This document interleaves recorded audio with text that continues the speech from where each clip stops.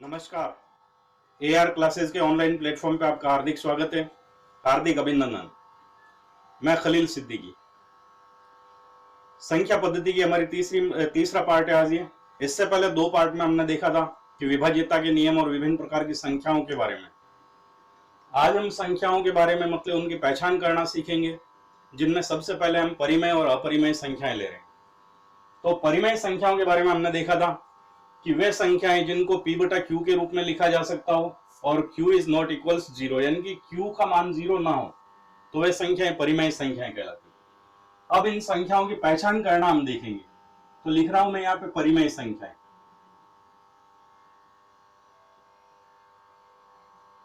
परिमेय संख्याओं के लिए देखा था हमने कि जिनको p बटा क्यू के रूप में लिखा जा सकता हो। जैसे मैंने लिखा यहाँ पे, मान लीजिए 5, तो इस 5 को हम बोल सकते हैं, कह सकते हैं कि इसको 5 बटा 1 लिखा जा सकता है। मान लीजिए मैंने लिखा है इसके अंदर 0, तो 0 को हम 0 बटा 1 लिख सकते हैं। यानी कि जिसको p बटा क्यू के रूप में लिखने पर q यानी कि हर वाली संख्या जो 0 ना हो, तो वह संख्याएं परिमेय संख्याएं कहलाती है। अब सवाल ये है कि पहचान कैसे होगी कि परिमेय संख्याएं कौन सी और अपरिमेय संख्याएं कौन सी है। तो पहचान करने का तरीका यही है कि जिन संख्याओं को हम p बटा क्यू के रूप में नहीं लिख सकते वह परिमेय संख्या नहीं होगी। जैसे मान लीजिए दे रखा है हमारे पास में इसके अंदर कि √2, इस संख्या को हम परिमेय संख्या नहीं कह सकते। मान लीजिए दे रखा हमारे पास में इसके अंदर 0.372 यानी कि दशमलव के बाद में 372 इसकी आवृत्ति बार बार हो रही है, तो वे संख्याएं जो अशांत आवर्ती दशमलव संख्याएं वे परिमेय संख्याओं का उदाहरण होगी। परंतु वे संख्याएं जो कर्णी चिन्ह के अंदर हो और पूर्ण वर्ग ना हो, परिमेय संख्याएं नहीं कहलाएगी।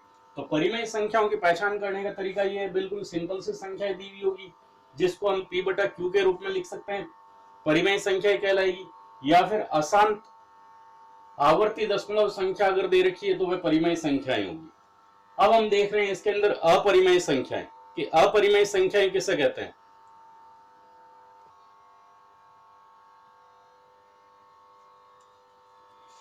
अब हम देख रहे हैं इसमें अपरिमेय संख्याओं की पहचान करना। तो अपरिमेय संख्याओं के अंदर 3 बातों का ध्यान रखना हमें। सबसे पहली बात तो ये कि वे संख्याएं जिनको p बटा क्यू के रूप में नहीं लिखा जा सकता वे अपरिमेय संख्याएं होती है। तो सवाल ये है कि कौन सी संख्याओं को हम p बटा क्यू के रूप में नहीं लिख सकते हैं। तो सबसे पहला इसके अंदर जो दे रखा है उदाहरण वो ये है कि वे संख्याएं अशांत अनावर्ती दशमलव संख्या होगी, अशांत अनावर्ती दशमलव संख्या होगी।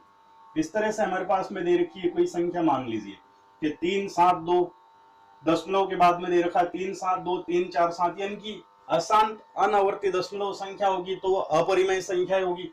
दूसरा पहचान करने का तरीका ये कि वह प्रतीक के रूप में कोई संख्या दी होगी। जैसे मान लीजिए पाई दिया है, तो पाई एक अपरिमेय संख्या है।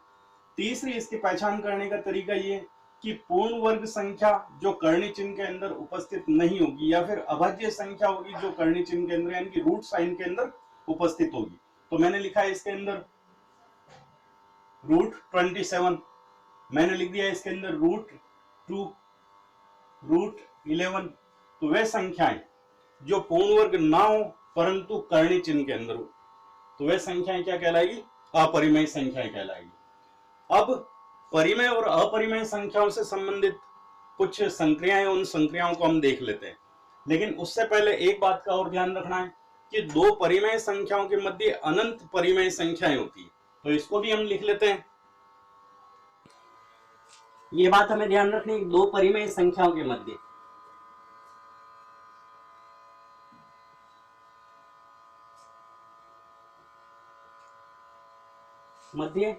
अनंत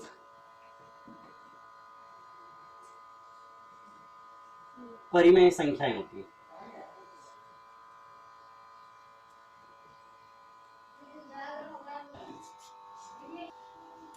दो परिमेय संख्याओं के मध्य अनंत परिमेय संख्याएं होती है तथा दो अपरिमेय संख्याओं के मध्य दो अपरिमेय संख्याओं के मध्य अनंत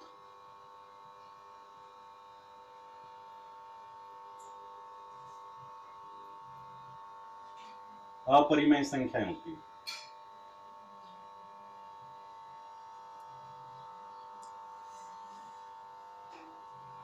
ये बातें हमें ध्यान रखनी है कि दो परिमेय संख्याओं के मध्य अनंत परिमेय संख्या होती है तथा दो अपरिमेय संख्याओं के मध्य भी अनंत अपरिमेय संख्याएं होती है।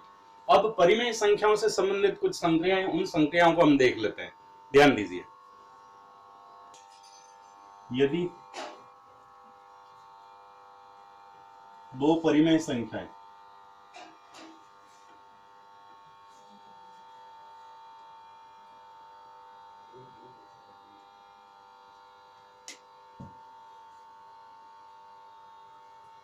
ए तथा बी है,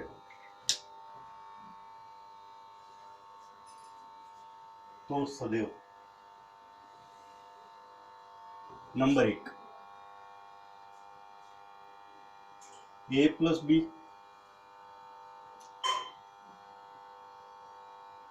सदैव परिमेय संख्या होगी।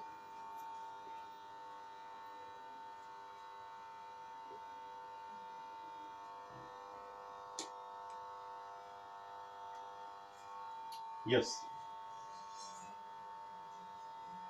यानी कि दो संख्याएं दे रखी है हमारे पास में, दोनों परिमेय संख्याएं ए और बी दोनों परिमेय संख्या है, तो उनका योग सदैव परिमेय संख्या ही होगा। फिर दे रखा हमारे पास में इसके अंदर ए माइनस बी सदैव परिमेय संख्या होगी।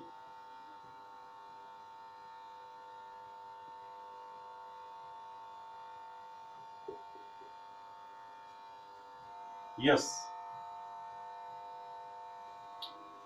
यदि दो परिमेय संख्याएं ए और बी दे रखी है तो उनका घटाव यानी कि उनकी बाकी करने पर भी मतलब सदैव परिमेय संख्या ही प्राप्त होगी। तीसरी संख्या दे रखी है हमारे पास में ए इंटू बी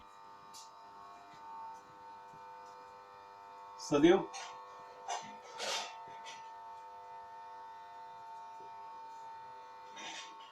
परिमेय संख्या होगी। यस,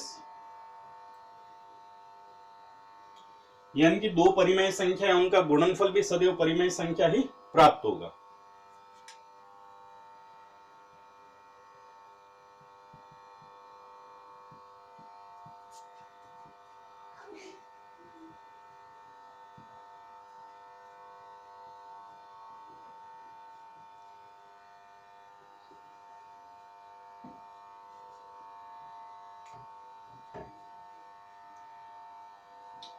फिर दे रखा ए डिवाइडेड बाई बी सदैव परिमेय संख्या होगी।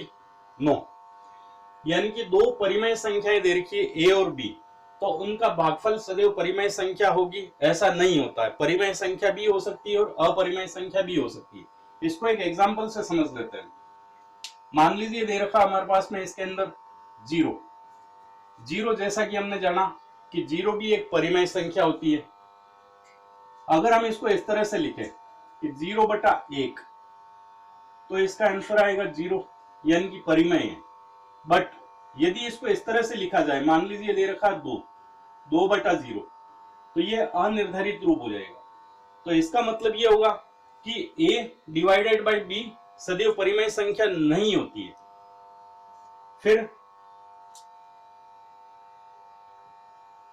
दे रखा है a की घात b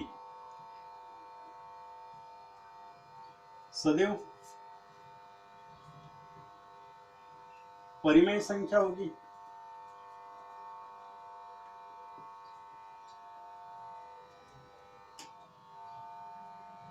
नो, यदि a और b दोनों परिमेय संख्याएं दे रखी है तो परिमेय संख्या की घात परिमेय संख्या सदैव परिमेय संख्या नहीं होगी। परिमेय संख्या भी हो सकती है, अपरिमेय संख्या भी हो सकती है। इसको एक एग्जांपल से हम समझ लेते हैं। मान लीजिए दे रखा हमारे पास में इसके अंदर 2, तो 2 जो कि हम जानते हैं एक परिमेय संख्या है, इसकी घात दे रखा है 1/2। 1/2 भी एक परिमेय संख्या है, तो इसका मतलब ये हुआ परिमेय संख्या की घात परिमेय संख्या। तो इसका आंसर आएगा √2, यानी कि √2 ये एक अपरिमेय संख्या है। तो a की घात b सदैव परिमेय संख्या होगी, ऐसा सत्य नहीं है। फिर इस संक्रियाओं से संबंधित कुछ सवाल देख लेते हैं। यदि a तथा b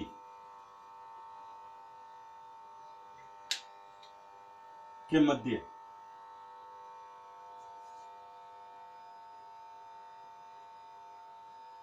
अनंत संख्याएं, अनंत परिमेय संख्याएं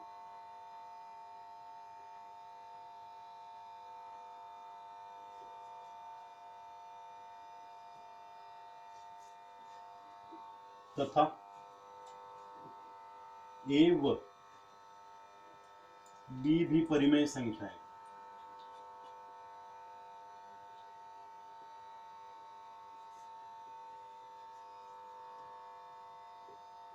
तो उनके मध्य nवीं संख्या, इसको हम इस फॉर्मूले से निकाल सकते हैं कि an प्लस बी बटा b plus 1, n plus 1, an plus b बटा n प्लस 1। इस फॉर्मूले से हम दो परिमेय संख्याओं के बीच में चाहे अनंत परिमेय संख्याएं दे रखी है तो nवीं संख्या हम ज्ञात कर सकते हैं। इस फॉर्मूले पर आधारित हम एक सवाल देख लेते हैं। सवाल ये है हमारा कि यदि 2/3 तथा 3/7 के मध्य 2/3 तथा 3/7 के मध्य 87वीं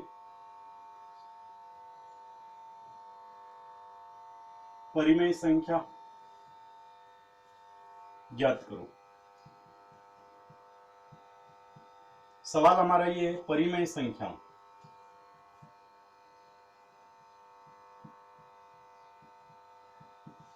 परिमेय संख्याओं 2/3 तथा 3/7 के मध्य 87वीं परिमेय संख्या ज्ञात करो। तो हमें करना क्या है, इसके अंदर हमने लिखा है इसके अंदर a की वैल्यू दे रखी है 2/3, b की वैल्यू दे रखी है 3/7 और n का मान दे रखा हमारे पास में 87। हमें निकालनी है इसके अंदर 87वीं संख्या, यानी कि 87 नंबर पे कौन सी संख्या आ रही है इन दोनों संख्याओं के मध्य में, वो निकालना है। तो फॉर्मूला हम जानते हैं कि nवीं संख्या is equals to an plus b बटा n प्लस 1 होता है।